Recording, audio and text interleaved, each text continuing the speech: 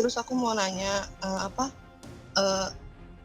aku udah mulai mau mengikuti Yesus, apakah kalimat syahadat yang aku ucapkan itu masih berkuasa atas diri aku, Kak? Lu harus dibaptis 5 menit dalam air. Jadi aku harus dibaptis lagi, Kak? Ya, kalau aku jadi pendetamu, gua baptis, gua celupin lu 10 menit.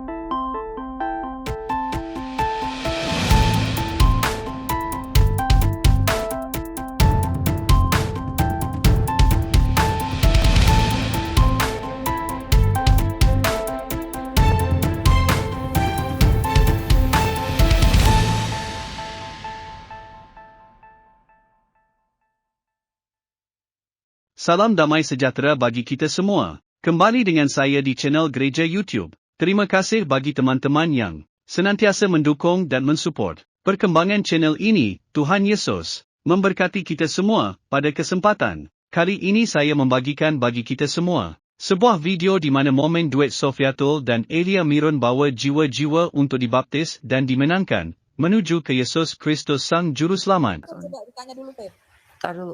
Tanya dulu nih. Ini yang huruf Arab ini Islam apa Kristen, Pak? Pak, yang huruf Arab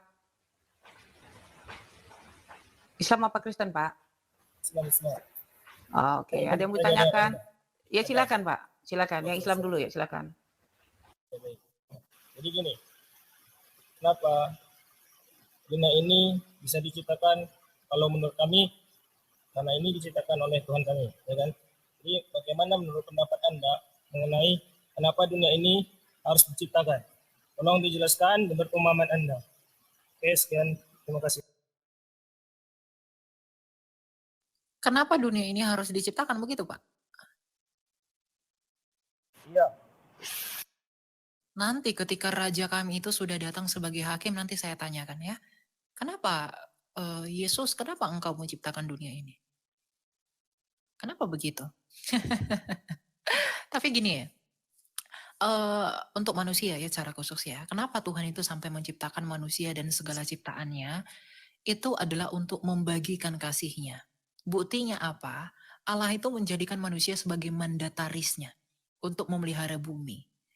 Beranak cuculah dan bertambah banyaklah. Itu perintah Allah kepada Adam dan Hawa. Artinya apa? Bumi dan segala isinya dan alam semesta ini dan juga manusia yang ada di dalamnya dan segala sesuatu yang ada di dalamnya. Itu Allah ciptakan sebagai tanda bahwa Allah itu kasih. Sejak kekekalan Allah itu sendiri, Sang Bapa itu sendiri berdiam dengan roh dan firman-Nya, itu saling mengasihi. Tetapi Ia menciptakan objek lain, yakni alam semesta ini di luar daripada dimensi Dia untuk mengaliri kasih-Nya itu. Karena Allah adalah kasih. Selain daripada Allah adalah kasih, Allah itu adalah kekal. Jadi bumi ini Dia ciptakan, kemudian Dia menciptakan manusia, itu adalah sebagai tanda kasih-Nya. Karena Dia memiliki kasih. Karena Dia memiliki kasih yang kekal itu, maka Dia memiliki atau menciptakan objek untuk dikasihi. Yaitu siapa? Manusia. Jadi penciptaan manusia, alam semesta langit dan bumi itu dilakukan oleh Allah adalah untuk bagaimana Ia menyatakan kasih-Nya itu. Jadi Allah kami itu tidak pernah menciptakan manusia untuk dimatikan atau tidak pernah menciptakan manusia dengan membawa agama. Manusia pertama yaitu Adam itu tidak diberi agama. Manusia Adam yang pertama itu tidak diberi doktrin. Adam, manusia pertama diciptakan, itu tidak diberitahu bahwa ini loh, aku loh, enggak. Jadi manusia itu diciptakan yang membagi kasihnya diberikan dengan kehendak bebas atau free will. Kehendak yang benar-benar bebas. Dimana dengan kehendak bebas itu Adam dan Hawa bisa bertindak dengan kemauan mereka sendiri. Tapi ya karena Allah itu menciptakan manusia dengan kehendak bebas, namun manusia itu memilih untuk menyalahgunakan kehendak bebasnya dengan berpihak kepada dosa. Nah dosa inilah yang menyebabkan keterpisahan antara Allah dengan manusia. Gitu. Jadi Allah kami tujuannya menciptakan itu tidak dengan menciptakan agama, menciptakan kekhalifahan, membuat sesuatu, bukan. Adam itu diciptakan untuk membagi kasihnya. Itu bro. Mute dulu Komaran. Mute dulu. Di mute. Lanjut. Mengenai Tuhan Anda sendiri, bahwasanya Tuhan Anda tuh menciptakan agar Suaranya digedein Pak, kecil Pak. Digedein Pak, kecil. oke, langsung saja saya akan ini aja. Jadi nggak perlu banyak ribet pertanyaan dari saya. Nah, jadi gini, jadi kan Anda bilang Tuhan Anda tuh seperti itu. Oke, saya pahami apa makna dari kata Anda. Jadi gini, saya ini sedikit ada hal yang kekecewaan terhadap ya paham sendiri Anda mengatakan bahwa sesungguhnya Nabi kami ini yang Anda katakan saya lihat di komen itu sangat terpukau lah, sangat terkenal lah di hati kami sehingga kami ini banyak hal yang tak menerima di hati setiap Islam. Jadi Langsung to the point. Apa maksud Bapak? Oke, to the point. Maksud Anda seperti itu, mengapa mengatakan Nabi kami seperti itu? Tunjukkan buktinya. Satu aja, buktinya ya saya mengatakan atau menyebutkan nabimu sebagai Yang, apa? yang saya baca. Enggak, tunjukkan sekarang buktinya ke saya. Kamu jangan fitnah saya. Tunjukkan. Oke, nanti saya DM ke kamu aja. Iya, kalau tidak ada, kamu bertanggung jawab enggak dengan ucapanmu ini? Bukan, Kamu sudah merusak nama saya di sini. saya tidak merusak. Saya hanya membawa Anda. Hanya ingin Membawa saya ke mana? saja. Saya tidak merusak Anda. Saya tidak merusak nama Anda. Saya hanya minta bukan penjelasan kayak bukti apakah ini benar atau enggak gitu. Saya nih manusia yang penuh penasaran. Iya, makanya kalau kamu mau mendakwa saya, bawa sekarang ke hadapan saya buktinya. Sekarang juga. Kamu open cam, tunjukkan di mana saya menyatakan itu. Cepat. Sekarang saya mau. Ini di hadapan 784 orang. Kamu jangan sembarang ngomong. Ya, aman. Saya Iya. nggak sembarang ngomong. Cepat. Jadi kamu jadi orang, itu jangan mau digoreng sama orang yang nggak belajar. Ini dia keluar atau gimana? Turun sendiri, nggak ada dikeluarin. Mental koneksi kali. Buktikan aja saya Nggak ada di kick ya. Lanjut. enggak, biar aja. Halo, assalamualaikum. Ya, Ini silakan Pak. siapa nih yang ngomong? Ini bentar dulu nih, satu-satu antri. Ya. Aku mau nanya ke Komaran antri, kalau nggak antri turun. Bukan kamu yang ini, banyak nih duluan naik dari kamu tadi. oh Bentar ya, dulu ya. Di mute dulu. Nggak tertib, kalau nggak gitu nggak tertib orang ini, karena kecil. Ina, silakan. Ina, Kristen Islam. Shalom. Ina. Nggak nyaut saya turunkan ya, karena ini udah dipanggil beberapa kali nih. Niel, silakan Niel. Satu. Nggak jadi. Niel, ada yang mau disampaikan Niel ya? Silakan. Selamat pagi semuanya. Iya pagi. Oke, baik. Pertama-tama saya perkenalkan diri dulu. Nama saya Niel dan saya manusia tersesat. Kedengaran? Dengar, silakan Pak, lanjut aja. Oke. Allah sang Bapa di ajaran Kristen menciptakan manusia pertama itu adalah Adam dan Hawa. Adam dan diambil dari tulang rusuk si Adam itu Hawa. Benar kan? Selesaikan aja dulu berbicara Pak. Jangan dulu mencari pembenaran dari kami. Lanjutkan dulu aja sampai selesai. Oke, siap. Adam dan Hawa ini mempunyai anak berapa? Ada banyak Pak anak-anaknya, cuma yang dicatatkan oleh Musa itu Kain dan Habel digantikan oleh Set karena dibunuh oleh Kain. Oke. Terus saya lanjutkan. Ya silakan. Santai aja Pak, nggak usah seperti pengacara. Silakan. Berarti Kain dan Habel. Kain dan Habel sudah mati digantikan oleh Set. Oke, berarti sudah mati tinggal Set. Oke, iya betul. Bagaimana manusia bisa hidup di dunia ini sedangkan yang ada cuma 3 orang, Adam dan Hawa dan Baca anaknya dulu, baca dulu Kejadian 5 bahwa Adam memperanakkan anak laki-laki dan anak-anak perempuan. Kejadian 5 ayat berapa? Baca aja semua. Bentar ya. Ya bentar. Oh enggak, kan saya nanya. Iya. Sabar dulu Bapak. Adam dan Hawa di Alkitab kami itu anaknya banyak, tapi tidak semuanya dicatat sama Musa. Hanya yang penting-penting aja, karena Alkitab bukan buku sensus. Baca Kejadian 5, Pak. Nih saya baca nih. Adam dan Hawa memperanakan banyak anak laki-laki dan perempuan. Oh. Ini dibaca nih. Dibaca nggak nih? Santai Ah, saja. udah. Lanjut. Udah kan ya Pak itu? Oke. Ya, Tuh. Kan di sini cuma cari tahu ya kan. Iya, Bukan dari ada. ya kan? Jadi Adam dan Hawa itu awal yang dicatatkan oleh Musa ya, yaitu Kain dan Habel. Tapi Habel ini kemudian digantikan posisinya oleh Set karena karena Habel itu telah mati dibunuh oleh Kain. Nah, kemudian Set ini menikah dengan anak-anak perempuan Adam lainnya. Kain menikah dengan Naamah. Naamah itu adalah perempuan yang sangat cantik di Alkitab.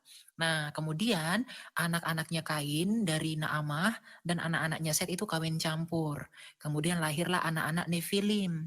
Nefilim itu adalah anak-anak yang jatuh dalam dosa. Jadi semuanya jadi bercampur baur. Nah, karena Tuhan melihat semuanya itu telah berdosa, maka datanglah air bah, menyisakan Nuh. Nah, Nuh ini kemudian memiliki 3 anak. Aduh, diam dulu sih Bapak, diam dulu Bapak. Kemudian Nuh ini punya 3 anak, ya. Ada Sem, ada Ham, ada Yafet. Nah, Sem ini memperanakkan, Sem, Ham, dan Yafet ini kemudian menggenealogikan bangsa-bangsa. Sem itu untuk orang-orang Timur Tengah, Ham itu untuk orang Mesir dan Afrika, Yafet itu untuk orang-orang Asia dan Eropa. Hanya Alkitab satu-satunya di dunia, kitab suci yang berbicara tentang genealogi bangsa-bangsa. Nggak ada yang lainnya. Hanya Alkitab, itu fakta yang tidak bisa dibantah. Hanya Alkitab yang menjabarkan genealogi bangsa-bangsa dari sejak Adam secara detail sampai kepada Nuh. Gitu. Jadi ada urutannya Pak. Dari Adam, kemudian Kain Habel, Habel mati diganti Set, kemudian anak-anak Kain menikah dengan anak perempuan Adam, dengan Naamah ya, kemudian Set juga menikah lagi dengan anak perempuan Adam yang lain, kawin campur, lahirlah semua orang berdosa. Nah, orang berdosa itu kemudian jahat di mata Tuhan semuanya, kemudian tinggal Nuh sebagai orang benar, maka semuanya di bumi hanguskan dengan peristiwa air bah. Nuh memperanakkan 3 anak, ada Sem, Ham, dan Yafet. Sem memperanakkan orang-orang di Timur Tengah, Ham itu memperanakkan orang-orang Mesir dan Afrika, Yafet itu orang-orang Asia dan orang-orang Eropa. Gitu Pak. Oke, berarti Adam dan Hawa ini mempunyai banyak anak ya? Iya, betul. Itu mereka saling nikah. Iya, saling menikah. Perkawinan saudara itu incest. Iya, perkawinan saudara. Iya, iya betul. Makanya mereka jatuh ke dosa. Iya, perkawinan saudara. Saat itu perkawinan saudara itu tidak masalah, Pak. Hawa aja diambil dari tulang rusuk Adam, artinya Hawa pun dari darah Adam. Tapi tetap kok dinikahi oleh Adam. Kawin. Jadi nggak masalah.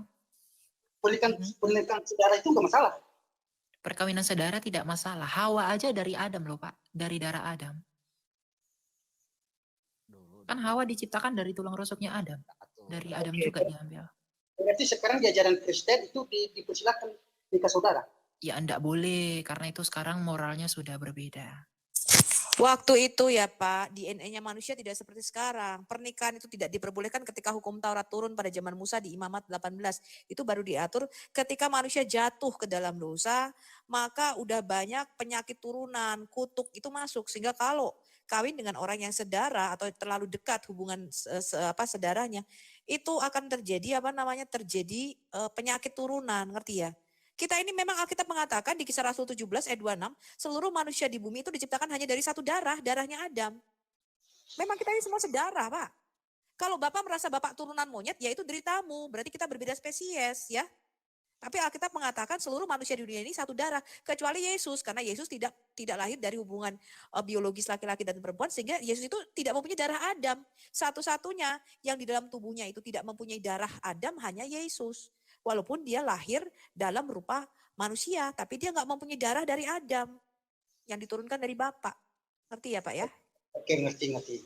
Oke, saya sudah ambil poin di sini. Berarti yang tidak kena darah Adam itu cuma Yesus Kristus, karena dia adalah firman dari Sang Bapa. Benar kan? Iya. Ini Bapak ini Kristen apa Islam sih? Kan saya udah bilang, saya manusia tersesat. Enggak, Bapak tuh Kristen apa Islam? Enggak jelas banget, heran gua malu. Enggak, santai dong. Pak, di KTP Bapak agamanya apa, Pak? Saya sudah bilang, saya manusia tersesat. Saya enggak beragama. Pak, Bapak punya KTP kan, Pak? Di KTP Bapak apa yang tertulis agamanya, Pak? Kalau saya banyak agama. Di KTP Bapak deh ya, di KTP Agamanya tertulis ada 5 agama, Pak. Saya tanya agama. Enggak. Kita kan cuma Jadi- menanya di sini. Boleh enggak? Pak, gini Pak. Pak, Enggak kami boleh. kan menghargai Bapak. Boleh nggak Bapak menghargai kami juga? Oke. Boleh nggak? Tolong jawab pertanyaan kami. Di KTP Bapak tertera agamanya apa, Pak? Silakan jawab. Kalau agama saya Konghucu. Di KTP Konghucu. Ya. Jangan berdusta ya. Oke, tapi Nah, ini saya tanya dulu, Pak. Ada berapa ritus Konghucu, Pak? jangan tanya agama saya. Kan saya Oh, saya pengen tanya, memastikan aja. Ada berapa ritusnya, Pak? bentar dulu. Saya bentar mau dulu. konfirmasi aja. Ada berapa ritusnya? Tenang dulu. Kan Mungkin nggak Iya, praktek nggak usah kali, begitu. walaupun Konghucu. Ada Enggak, berapa? mungkin dia nggak Halo, praktek halo, kali. halo. Bapak cuma KTP doang kali Konghucu ya. Tapi ya, nggak KTP doang cuma. Ya, Konghucu KTP. Iya, benar. nggak praktek, dia udah. Terlalu banyak yang begini tuh.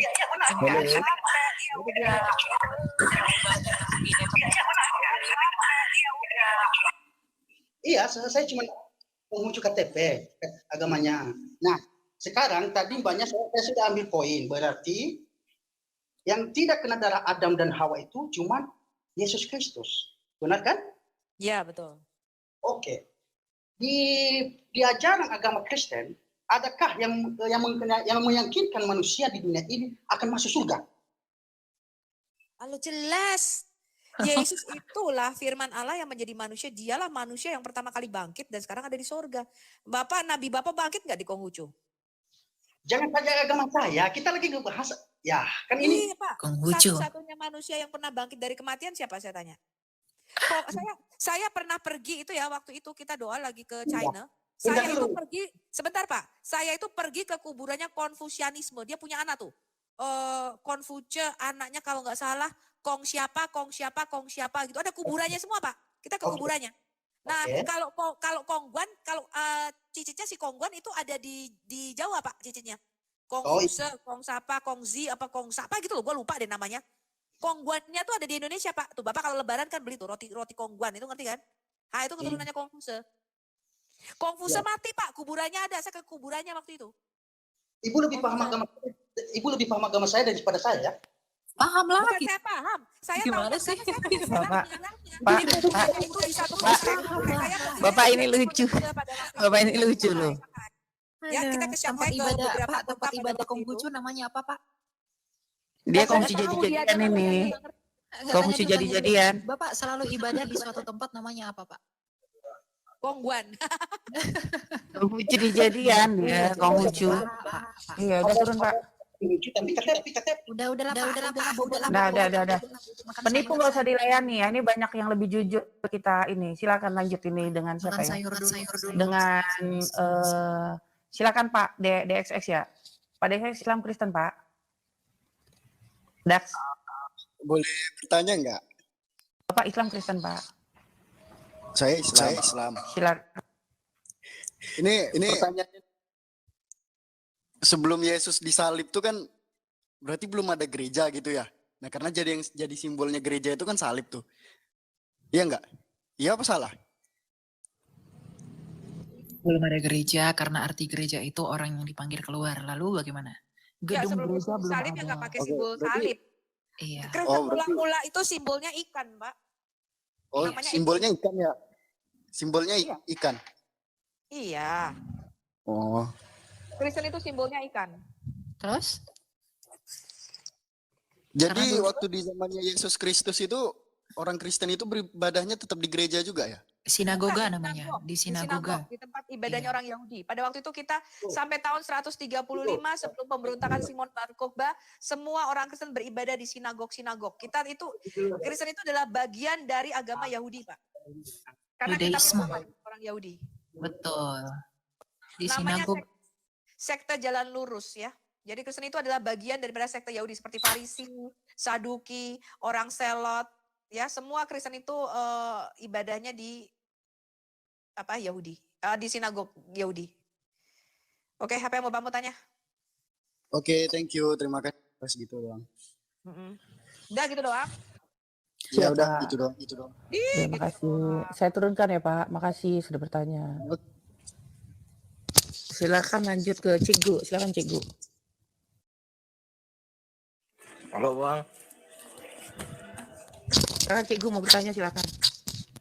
Iya, yang pertama aku hanya salam aja buat Kak Elia ya. Yang kedua Kak mau Salam bertanya. paus dong, kasih dia paus. Enggak. Ini Bu Sofi. Iya, Silakan. aku memang betul loh. Aku nggak memuji Kak ya, memang salut luar Kamu biasa. Kristen apa Muslim? Kristen Kak. Kristen lah ya. Kalau Muslim pasti nggak mungkin memuji Elia ya kan? Pasti. Iya. Jadi gini Kak Elia, aku mau bertanya yang di podcast kemarin kan. Itu Kak sama nggak? Maksudnya gini loh, kan kemarin Kakak bilang sempat ada tentang Isa dan Yesus itu Kak. Maksudnya memang pohon kurma pada saat itu nggak ada gitu Kak di daerah itu. Nggak ada. Nggak di ada. Yeriko. Pohon kurma itu di daerah Yeriko, nggak di dataran tinggi. Bukan, mana ada pohon kurma di Migdal Eder itu? Ya bukan adanya di Yeriko pohon kurmanya. Iya, di Yeriko yang ada, bukan di Migdal Eder. Aku kan bilang di Migdal Eder, Bethlehem Efrata. Tempat kelahiran Yesus itu di Bethlehem, di kandang domba yang berupa goa, yang dituliskan oleh Bapak Gereja Eusebius. Itu dicatatkan loh Pak sejarahnya. Iya Pak. Iya. Cikgu. Oke Kak. Iya. Itu aja Nggak apa-apa ya. pertanyaan. Iya. Antri ya ini. Saya turun lagi ya. Iya. Jadi Lanjut salam ke- sekali lagi buat Kak Elia ya, semangat Kak ya, Oke, Tuhan berkati Kak. salam, semangat Iya, ya Pak ya, shalom. tetap saling mendoakan. Iya, tetap semangat. Oh. Silakan Shalom, Pak shalom. Noah. Pak Noah, shalom. Ada yang ditanyakan Pak Noah? Oh, selamat silakan. siang. Oh ya cewek ya. Iya kak, Iya, aku silakan, mau nanya, Kak. Aku Kristen dari kecil, terus udah 3 tahun ini aku mualaf kak. Tiga Silakan. tahun ini mualaf, kebotolan apa lagi kah yang kau ikuti ini? Terus aku mau nanya aku udah mulai mau mengikuti Yesus. Apakah kalimat syahadat yang aku ucapkan itu masih berkuasa atas diri aku kak? Lu harus dibaptis 5 menit dalam air. Jadi aku harus dibaptis lagi kak. Ya kalau aku jadi pendetamu, gua baptis, gua celupin lu 10 menit. Sejam lah Bu, minimal sejam. Minimal. 10 menit gua. Kebotolan Sejam. apakah yang menyebabkan kau coba ceritakan sama bundamu ini Sofia? Kan aku pacaran sama non muslim. Pacaran lagi. Ini kebanyakan pacaran-pacaran ya, Vin ya. Ampun, kamu ya. Kamu Nggak ya. boleh. Kamu ya gara-gara itu apa namanya burung dalam sarung, kau tinggalkan Tuhan Yesus. Hah? Iya, kesalahan aku. Bucin-bucin nggak jelas nih Bu. Sekarang kamu masih sama orang itu? Masih. Aduh. Kamu tinggalkan, nggak ada situ kehidupan yang kekal. Apa sih yang kamu cari di dunia ini? Hidup cuma berapa lama sih hidup ini? Dalam sekejap kaca metong. Iya kan? Ntar kamu dipoligami, baru deh. Ini ya orang-orang ini nanti dari poligami disakiti baru nanti dar. Iya. Oh Sekarang, jadi apa yang membuat kamu mau kembali sama Tuhan Yesus? karena aku ngerasa setelah jujur aku nggak ngejelekin ya, tapi selama aku belajar tentang ya Islam, ya aku lebih nyaman sama Tuhan. Lebih hati aku ternyata cuman bisa nerima Tuhan aja kak. Apa yang kau pelajari tentang Islam? Sholat 5 waktu. Enggak, Ya, maksud aku, apa yang membuat kamu nggak nyaman ketika kamu belajar Islam? Karena kan ini kak suami aku bilang suami aku bilang katanya kalau misalnya Islam itu begini-begini ajaran paling benar bla bla bla gitu kak, panjang lebar, tapi aku nggak ngelihat itu di dalam diri suami aku gitu. Apa yang dia bilang nggak sesuai sama apa yang di ajaran agama dia bilang, nggak sesuai sama diri dia. Kau baca Al-Quran nggak? Aku suka lihat-lihat di internet, soalnya aku nggak ngerti kalau Al-Quran yang suami aku punya. Emang sih ada terjemahannya, cuman saya jarang buka, soalnya suami saya juga nggak pernah baca Al-Quran. Soalnya saya nggak pernah dituntun juga sih kak. Suami kamu aja botol, nggak pernah baca Al-Quran, nggak ngerti artinya. Ini orang botol menuntun orang botol, sama dengan orang buta menuntun orang buta. Bagaimana bisa? Nabinya aja nggak bisa baca. Sekarang kalau kamu sudah menikah dengan dia dan kamu sekarang mualaf. Sekarang kamu mau kembali sama Tuhan Yesus. Terus apa yang bisa kita lakukan kalau udah terlanjur basah begini? Coba. Iya, maksudnya pertobatan itu masih ada nggak buat aku? Ada. Gini. Kalau kamu kan sudah pernah dalam Kristen, kamu sudah pernah mengecap kasih karunia itu. Tapi kamu kemudian meninggalkan kasih karunia itu dan beralih kepada ilah lain. Ya. Dan sekarang kamu mau kembali lagi. Artinya gini, kamu mau datang lagi kepada Tuhan, itu bukan hasil usahamu. Itu adalah Roh Kudus yang menarikmu kembali. Artinya Roh Kudus itu masih bekerja dan mau berkarya di dalam kamu. Kamu kalau kamu katakan tadi kamu tidak diajarin bla bla bla, ya udah nggak apa-apa. Itu yang lama. Itu kalau kamu mau meninggalkan, tinggalkan saja. Kalau kamu mau meninggalkan ya. Tapi kalau kemudian apakah masih ada pengampunan kepada saya? Masih ada. Ya, tapi kalau kamu sudah nanti menjadi Kristen, kamu jangan tinggalkan lagi. Menurut penulis surat Ibrani, kalau kamu 2 kali meninggalkan kasih karunia itu,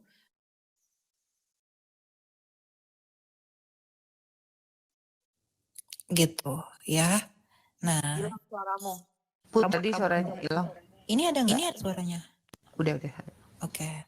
Nah, jadi kamu datang ke gereja terdekat, atau mungkin nanti ke gereja terdekat dari kamu lah. Nanti kamu minta untuk dibimbing. Tapi gini Noah, kamu harus belajar dulu mengenai imanmu. Ya, kamu belajar dulu iman kekristenan itu. Kamu bisa keluar dari kekristenan itu karena kamu tidak mengerti tentang imanmu. Kamu belum membentuk cintamu kepada Tuhan. Kamu belum tahu siapa itu Yesus, makanya dengan mudah kamu meninggalkannya. Seandainya kamu tahu betapa besarnya kasih Allah di dalam pribadi Kristus, kamu tidak akan mungkin mau meninggalkannya. Coba lihat para rasul. Mereka rela martir demi mempertahankan imannya. Coba lihat para murid. Coba lihat bapak-bapak gereja. Mereka rela mati demi mempertahankan imannya. Mereka tidak mau menyangkal Yesus hanya untuk imannya. Karena mereka tahu apa yang mereka imani dengan persis. Kamu pun harus begitu. Jadi kalau kamu memang sungguh-sungguh mau kembali kepada Allah, Tuhan masih membuka ampun. Kamu datang dan ingin tergerak kembali kepada Allah. Itu menjadi tanda bahwa kamu itu masih ada pengampunan. Gitu loh. Kamu masih memiliki pengampunan. Itu menjadi tanda bahwa Allah masih mengampuni kamu. Hatimu tergerak itu bukan hasil usahamu. Itu pekerjaan dan karya Tuhan. Artinya Tuhan rindu kamu kembali kepada Dia. Artinya Tuhan mau kamu kembali lagi kepada hadiratnya. Jadi datanglah tetapi belajarlah agar kamu tahu apa yang kamu percayai. Kalau kamu memang sungguh-sungguh ingin menjadi Kristen kembali, saya menawarkan pelayanan saya di ministry saya. Di ministry saya nanti kamu akan saya bimbing di sana. Iya Bang? Oh udah. Oke, gitu ya. Ya, aku mau pergi dulu. Thank you. Thank you Bu Sofi. Kemana? Wah, bentar. Wah. Puji Tuhan. Itu aja ya Noah ya. Nanti saya ini ya. Iya Kak, makasih Kak. Oke, semangat selalu ya. Ini jangan dimarahin anaknya Bu Sofi, kasihan. Lu sentak Sofi. Aduh, lanjut. Ya, sekarang yang harus kamu lakukan adalah kamu harus kembali membaca Alkitab. Ya, mau apa namanya nih? Nuah. Jangan tunggu nanti untuk kembali kepada Tuhan. Karena kita nggak tahu dalam sedetik apa yang akan terjadi. Semenit, benar nggak Bu Sofi? Jangan tunggu nanti. Kalau kamu udah sadar ya itu karena tuntunan Roh Kudus. Saya percaya seperti itu. Itu kamu sudah mengerti sekarang. Jangan tunggu nanti, jangan tunggu lama-lama. Iya, Kak, kalau aku nanya. kita sudah anak Tuhan itu pasti di hati kita tuh ada Roh Kudus pasti bekerja, Nuah, ngerti nggak? Akan menarik kamu kembali. Terima Nggak bisa kasih pergi slotnya, host. Ya bentar Pak Pulang Dadang ini dulu. Nuah masih. Diam dulu. Diam dulu Pak Dadang. Pulang dulu ya.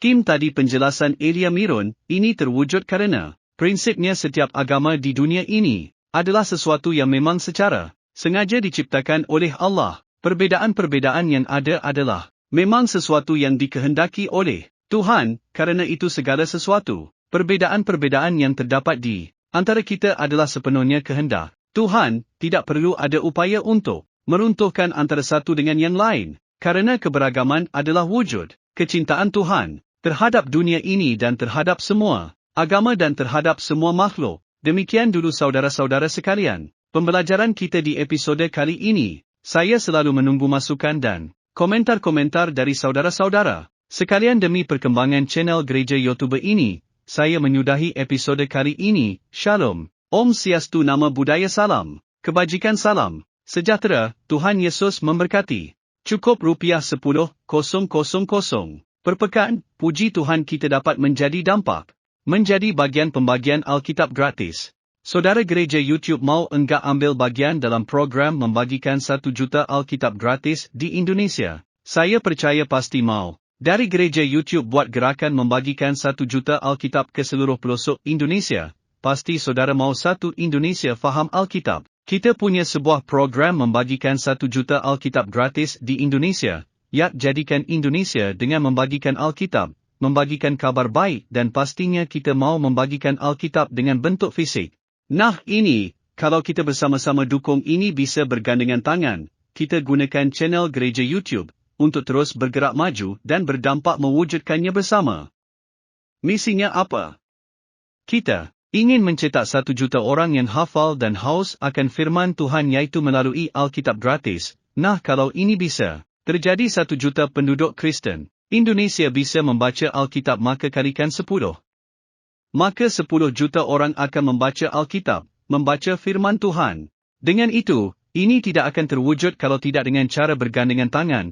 Saudara-saudara Gereja YouTube, kita gunakan channel Gereja YouTube untuk terus berdampak dan melayani lebih lagi. Dukung program ini, agar kita bisa membagikan 1 juta Alkitab gratis di Indonesia dengan cukup sisihkan Rupiah 10,000 per pekan. Puji Tuhan kita dapat berbagi, berdampak memuliakan nama Tuhan Yesus. Yak ikutan detailnya ada di kolom deskripsi atau bisa melalui rekening Gereja YouTube yang dinaungin atas nama Yayasan Cipta Pelita nomor bank BRI 04210034205666 dengan menulis P8, artinya program ke-8 Gereja YouTube. Mungkin itu pengumuman kali ini. Saya Abdullah dan semua tim pelayanan di Gereja YouTube dan Yayasan Cipta Pelita mengucapkan banyak terima kasih. Tuhan Yesus memberkati.